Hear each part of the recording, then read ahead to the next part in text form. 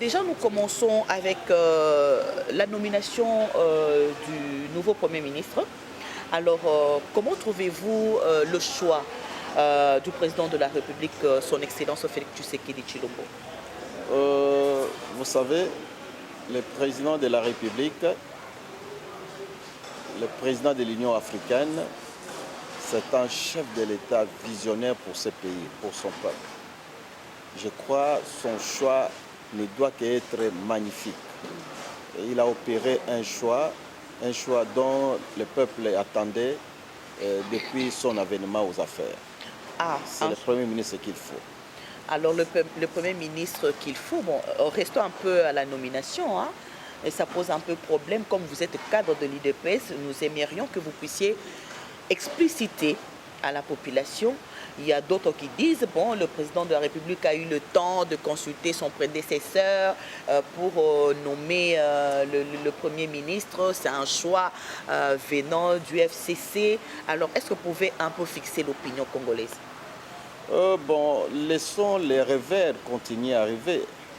Moi, je ne vois pas comment est-ce que le président de la République qui a déboulonné un système qui a été un système de médiocres, qui est un système qui a été dirigé par un homme, par son prédécesseur. Comment le chef de l'État peut-il aller consulter encore l'ancien chef de l'État, le sénateur à vie, Joseph Kabila Kabange? Non, ça ce sont des revers. Alors, ce sont des revers, là c'est le propos de M. François Kibois. Alors, M. François Kibois, bientôt il y a le formateur, il doit former son gouvernement. Alors, selon vous, qu'attendez-vous à ce gouvernement-là? Depuis l'ascension du chef de l'État, le président de l'Union africaine aujourd'hui, Félix avait un plan merveilleux pour le développement harmonieux de ces pays. Il devrait commencer d'abord par déboulonner. Après avoir déboulonné ce qu'il a réussi, le déboulement, ce n'est pas un mot qui présentement vient à la vogue. Ça fait des mois que vous avez suivi à partir de l'extérieur. Le chef de l'État avait lancé cette phrase: nous allons déboulonner. Et il a réussi. Certes, avec le nouveau gouvernement, c'est un gouvernement qui vient, un gouvernement de salut public, un gouvernement de combat. Des combats pour parachever l'œuvre qu'est l'héros national.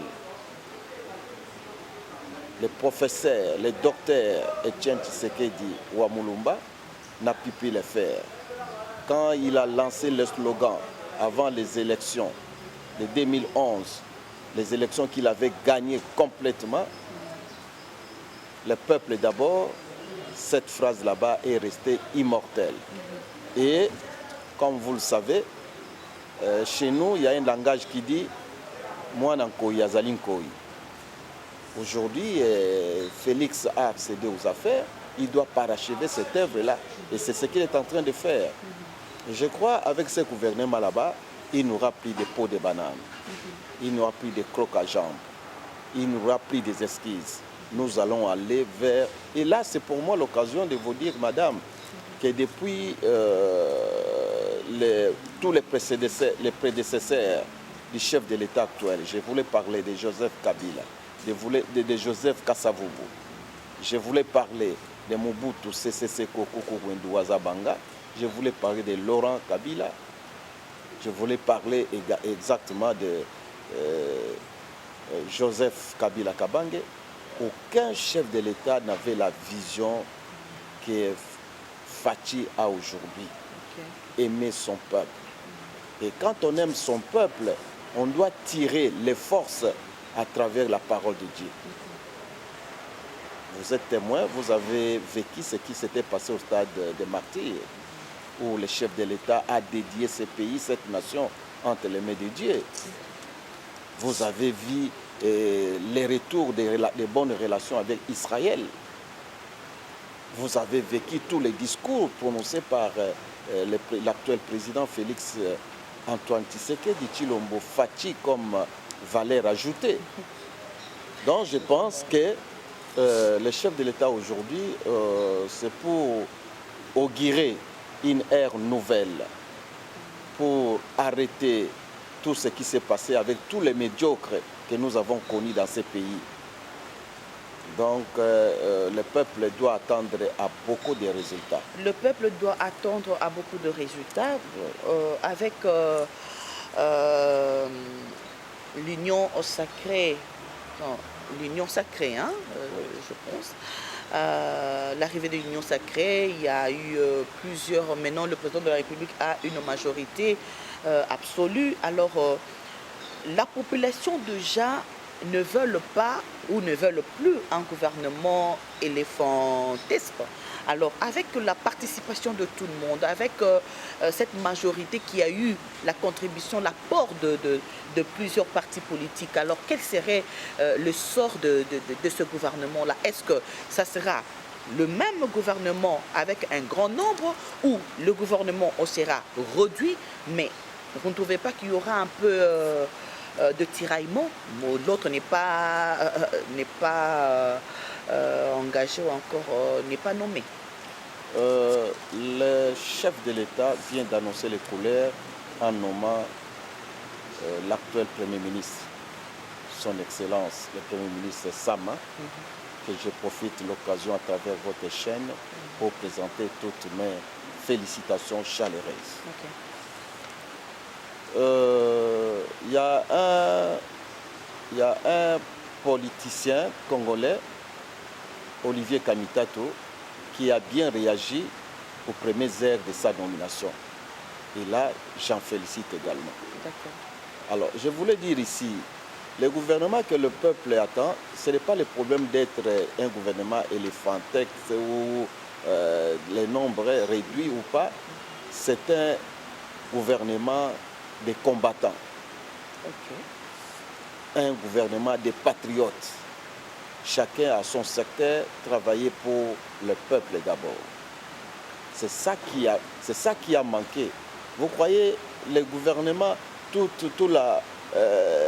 le mandat de Kabila à la tête de ce pays, il a échoué, c'est parce qu'il y avait un nombre géant de membres du gouvernement? Je ne pense pas.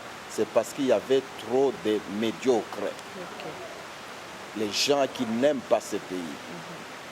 Mais quelles que soient les conditions, le peuple attend voir des nouvelles figures.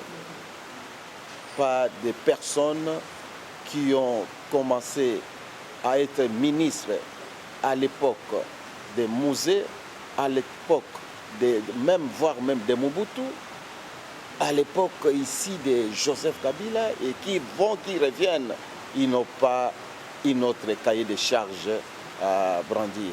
Donc moi je pense que le président de la République doit continuer avec les rythmes lesquels c'est celui qui l'avait poussé à nommer Sama comme Premier ministre. Et il doit le faire pour tous les membres du gouvernement. Merci beaucoup. Là, c'est une toute dernière question pour chuter sur la nomination du Premier ministre et ainsi qu'avec la taille de son gouvernement. La toute dernière question, je pense que vous aviez suivi ces 6 axes qu'il avait déjà pointés pour essayer de relever un peu les défis, donc la vie sociale aussi de la population. Alors, ces 6 axes-là, qui est la santé, l'insécurité, l'eau, tout ça, comment trouvez-vous ces 6 axes-là? Est-ce que ça tombe à pic? Est-ce que ça coïncide avec les attentes de la population? Oui, mais quand nous parlons du peuple d'abord, qu'est-ce que le peuple attend? Le peuple attend l'eau, les courants, l'électricité. Qui pose déjà problème pendant ces temps-ci. Hein? Qui pose problème, vous le savez pourquoi. Vous savez pourquoi tout cela pose problème encore. Nous avons les routes. Mais tout ce que je vous parle là-bas est démontré. Ici, à travers la ville de Kinshasa, vous avez vu combien le peuple, les populations quinoises a accueilli avec beaucoup de joie, de satisfaction. Les routes qui sont en tête, vous allez à la porte de la Fikine, vous allez voir les grands boulevards qui vont monter jusqu'au-delà de Mbiza. Vous voyez Elengesa. Je ne cite que ça, par exemple. Je pense que le peuple est derrière la vision du chef de l'État, je vous le rassure. Et pourquoi tout cela? C'est parce que Félix Tshisekedi, pour moi, c'est un envoyé de Dieu pour le pays. Félix Tshisekedi, un envoyé de Dieu, là, ça concerne que Papa Kibois et nous le croyons aussi. Alors parlons juste deux, trois questions sur... aujourd'hui, le président de la République est à la tête de l'Union africaine, Papa Kibois. Quelles sont les attentes de la population congolaise ou encore de l'Afrique tout entière? Je vais vous ramener, il y a quelques mois passés, les Camerounais. Les Camerounais ont demandé aux Congolais de leur donner Félix-Antoine Tshisekedi. C'est pas facile, hein? C'était pas facile. C'était une expression pour dire que c'était le président qu'il fallait pour l'Union africaine. La vision qu'il a pour la RDC, c'est la même vision qu'il a pour l'Afrique entière. Vous serez de même avis que moi. Il y a de guerres partout. Il y a l'économie de certains pays africains qui est vraiment par terre. Alors, est-ce qu'on peut savoir quels sont les mécanismes ou encore le point sensible où le président pourrait toucher pour essayer d'être à la hauteur de sa nomination à la tête de l'Union africaine, Papa Kibois?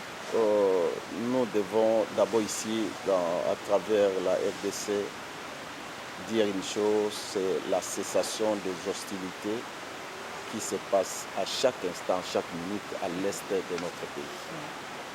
À l'est de notre pays, ce qui se passe là-bas, c'est horrible. Les actes de vandalisme, les atrocités, ça doit cesser. Ce serait un signal fort que le président de la République devra lancer à travers l'Afrique, en commençant par la RDC, son pays, son propre pays. Alors, que dites-vous de sa vision? Parce qu'il avait dit l'Afrique, c'est les Africains au service de l'Afrique. Oui, les Africains au service de l'Afrique, ça dit ici, c'est là où nous devons savoir. Vous savez pourquoi une des raisons que notre pays est martyrisé économiquement, c'est à propos de ces expatriés, de ces étrangers, des multinationaux qui viennent en complicité avec l'Occident, essayer de ruiner l'économie de notre pays, d'exploiter frauduleusement nos ressources. Et c'est ça que pour le chef de l'État, il faudrait que toutes ces richesses, tout ce que nous avons comme l'économie revient aux seuls bénéficiaires qui sont les Africains. Merci beaucoup, Papa Kibois. Et juste, c'est votre concept, hein? Alors oui. Nous aimerions que vous puissiez un peu nous expliquer. Quand vous dites le panier compte double, qu'est-ce qu'on peut comprendre par là? Ah oui. Là, c'est votre concept. Oui, vous êtes passé sur le boulevard Lumumba devant le siège de l'IDPS. De l'IDPS, là on notre voit... Parti, oui. Notre cher parti, où on a mentionné le panier compte double. Et aussi avec le visage de M. François Kibois, le président de la République, avec un basketteur qui marque son panier. Voilà. Vous savez, quand vous avez assisté par exemple à un match de basket, il y a un but là-bas où on compte le panier compte double. C'est-à-dire, c'est ce qui est magnifique, ce qui est excellent. Alors, le panier compte double, c'est-à-dire l'union sacrée, la vision du chef de l'État. C'était cette union sacrée qui vient concrétiser, acheminer la vision du chef de l'État. Ça compte double. Sur tous les plans, ne voyez pas encore ce que vous avez vu là-bas. Aujourd'hui, Jeannie Mabunda, là où il est, elle se rappelle. Là où elle est, elle se rappelle qu'effectivement, le président dit je vais déboulonner. Et il a parvenu à déboulonner en commençant par moi-même, qui était trop orgueilleuse à son égard. Mabunda était fortement orgueilleuse. Les caprices qu'elle avait dans son foyer ou partout ailleurs, il l'a mené jusqu'à la place publique. N'en parlons pas du président du Sénat aujourd'hui. Où est-ce qu'il est? Donc cela veut dire quoi? Les paniers comptent double. La vision du chef de l'État, celle de déboulonner, de mettre en place une union sacrée, un gouvernement, des patriotes, c'est ça qui est le résultat des paniers comptent double. Voilà, vous avez quand même compris, hein, c'est quoi ces concepts, le panier compte double. Nous sommes déjà à la fin de notre interview, encore émission. Alors, un mot de la fin, Papa Kibois, pour ceux qui apprécient ce que vous faites à l'IDPS, et pourquoi pas aussi parce que vous êtes le coordonnateur de Grand Bandundu, un mot aussi pour ces grands Bandundu que vous coordonnez. Ah oui, les jours qui viennent, nous devons descendre jusqu'à Bandundu profond. Ah. J'invite tous les cadres de l'IDPS d'abord, Grand Bandundu, d'avoir la même vision que le chef d'État a pour la nation entière et que nous ayons aussi cette vision là-bas pour notre Grand Bandundu au bénéfice de Fathi Béton qui est le garant de la nation, qui est le commandant suprême et surtout les grands visionnaires de l'Union sacrée.